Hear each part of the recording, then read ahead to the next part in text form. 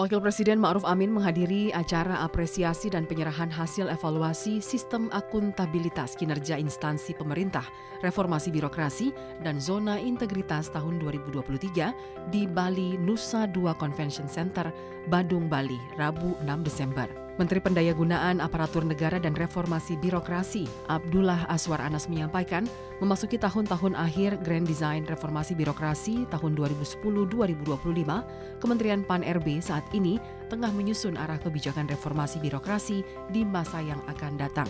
Agar birokrasi segera berdampak dan agar kinerja kita segera terukur, oleh karena itu harus lincah dan cepat. Birokrasi sebagai mesin pembangunan atau engine for development memegang peranan penting dalam pencapaian tujuan prioritas pembangunan. Birokrasi merupakan ujung tombak penggerak roda kemajuan bangsa. Ketika nilai-nilai berubah seiring dengan generasi baru dan perubahan struktur sosial, birokrasi juga harus mengikuti dinamika yang terjadi. Kondisi ini mengharuskan birokrasi lincah, inovatif, transparan, dan berjejaring dengan stakeholder khususnya masyarakat. Pemangkasan proses bisnis bagaimana arahan Bapak Wakil Presiden dan Bapak Presiden terus kami kerjakan. Pemangkasan proses ini kami lakukan di internal, terutama di lingkungan Kemenpan-RB Paguyuban. Kemenpan-RB selaku leading sektor dalam reformasi birokrasi menggagas RB Experience, yang harapan kami bahwa Wakil Presiden ini bukan sekedar seremoni, namun program yang membumikan reformasi birokrasi berdampak melalui media pertukaran ide, inovasi, strategi, dan praktek-praktek baik di instansi pemerintah.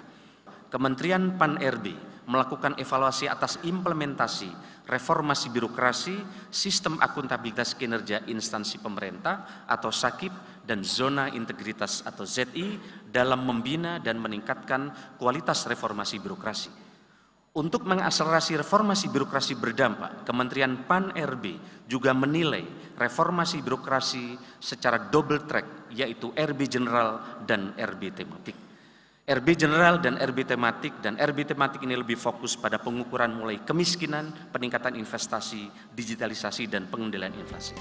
Dalam sambutannya, Wakil Presiden Ma'ruf Amin menyampaikan beberapa indikator keberhasilan dapat dilihat antara lain melalui penurunan angka korupsi, peningkatan investasi, dan pertumbuhan ekonomi sehingga hasil akhirnya mampu mensejahterakan masyarakat. Wakil Presiden melihat kebijakan reformasi birokrasi dalam Grand Design Reformasi Birokrasi 2010-2025 telah berjalan di koridor yang tepat.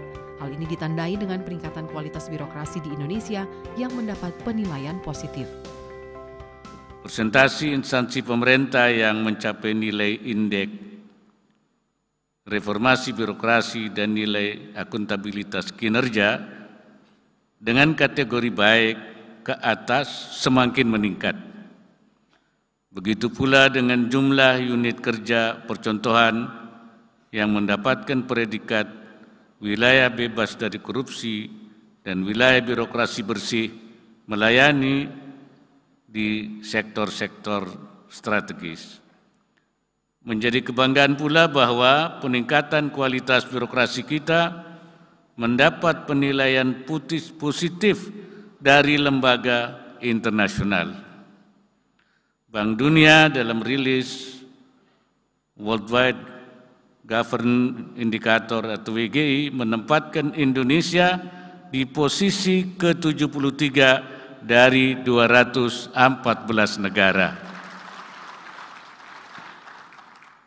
Indeks efektivitas pemerintah Indonesia yang semula 64,76 tahun 2022 berhasil naik menjadi 66,04 di tahun 2023. Sejumlah capaian tersebut hendaknya menjadi pendorong dan penyemangat bagi kita untuk terus berbenah. Berbagai kebijakan strategis reformasi birokrasi dan manajemen aparatur sipil negara harus dijalankan berkelanjutan, masif dan serentak, tidak hanya di pusat tapi juga di daerah.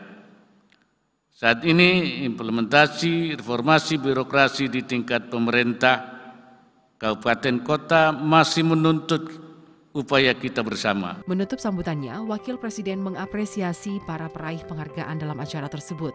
Kedepan diharapkan pencapaian ini dapat menjadi suntikan semangat untuk memberikan kontribusi yang semakin berkualitas dalam pengembangan reformasi birokrasi di Indonesia.